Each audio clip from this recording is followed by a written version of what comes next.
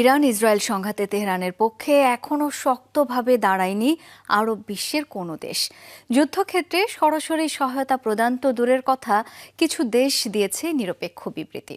Jordan, কাতার সহ কয়েকটি আরব দেশ অবশ্য ইরানে ইসরায়েলের হামলার নিন্দা জানিয়েছে।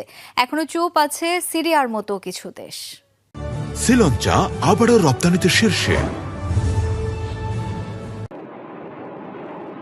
ইরানে ইসরায়েলের হামলার পর থেকেই প্রশ্ন উঠেছে আরব বিশ্বের অবস্থান নিয়ে। শুরুতে নিশ্চুপ থাকলেও ধীরে ধীরে মুখ খুলছে বিভিন্ন আরব দেশ, জানান দিচ্ছে নিজেদের অবস্থান। ইসরায়েলের বিরুদ্ধে কয়েকটি দেশ নিন্দা জানালেও যুদ্ধক্ষেত্রে প্রত্যক্ষ বা পরোক্ষভাবে ইরানের পাশে দাঁড়ায়নি কেউ। অনেকে আবার দিয়েছে নিরপেক্ষ বিবৃতি। ইসরায়েলকে লক্ষ্য করে ছোড়া ইরানের ক্ষেপণাস্ত্র ও ড্রোন নিয়মিতই নিজেদের আকাশসীমায় ভূপাতিত করছে মধ্যপ্রাচ্যের মুসলিম দেশ জর্ডান। ইরানে হামলায় ইসরায়েলি যুদ্ধবিমানগুলোকে নিজেদের আকাশসীমা ব্যবহারের অনুমতি দেওয়ারও অভিযোগ উঠেছে দেশটির বিরুদ্ধে।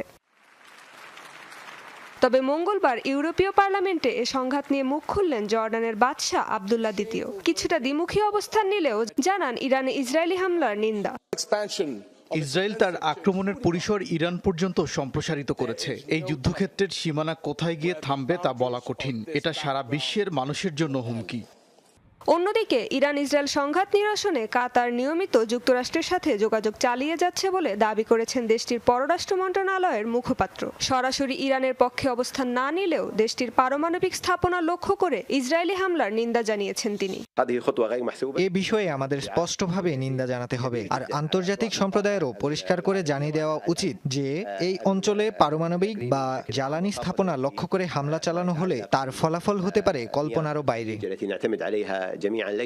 অন্যদিকে সংযুক্ত আরব আমিরাতের পররাষ্ট্রমন্ত্রী শেখ আবদুল্লাহ বিন জায়েদ সতর্ক করে বলেন, যে কোনো অপরিকল্পিত এবং বেপরোয়া পদক্ষেপের কারণে সংঘাত ছড়িয়ে পড়তে পারে ইরান ও ইসরায়েলের সীমানার বাইরে। সংকট নিরসনে দুপক্ষের সাথে যোগাযোগ রক্ষা করছে তারা। ইরান ইসরায়েল সংকটে এখনো মুখ খোলেনি সিরিয়া। এর আগে সোমবার একটি যৌথ বিবৃতিতে ইরানে ইসরায়েলি আক্রমণের কঠোর নিন্দা জানায় 21টি আরব ও মুসলিম দেশ। রেজওয়ানা সায়মা, যমুনা নিউজ।